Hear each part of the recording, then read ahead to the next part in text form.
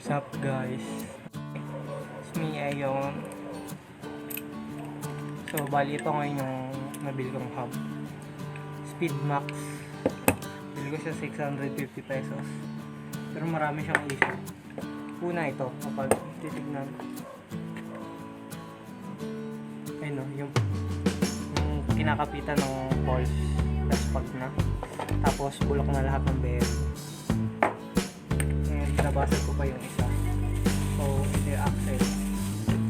Meron siya apat na 6,000 bearing. Ito. Tapos, tatlong 6,900 bearing. Volume detection. Nalagay ko yung slow detection. Tapos, yung spring na ito, masyadong body spring. Pagsukat yung diameter.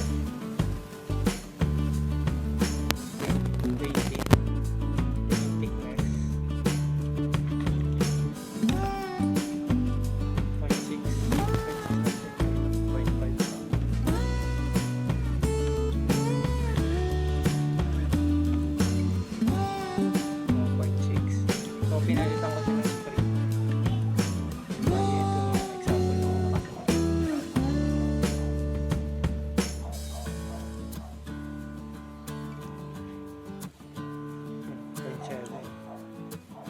0.7.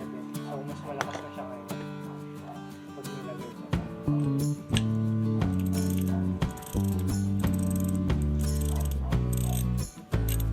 Lagay ko lang yung ulit sa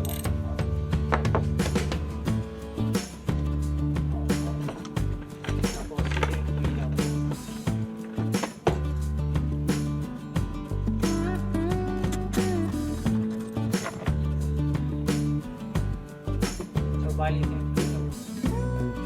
Hindi ko ba nalilisan. Tapos nilagyan ko ng PTFE tape. Yung seal niya kasi masyado na paano. Kaya nadumihan yung napakadumi nga ito na nadumihan. So bali ngayon, nagawin ko is lalagyan ko ng bearing tong side na to. Ang inner diameter. Yan. 26. Tapos yung sa axle.